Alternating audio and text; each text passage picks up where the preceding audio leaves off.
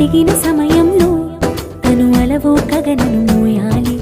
సొగసుని పొగడమే తన కలవాటైపోవాలి.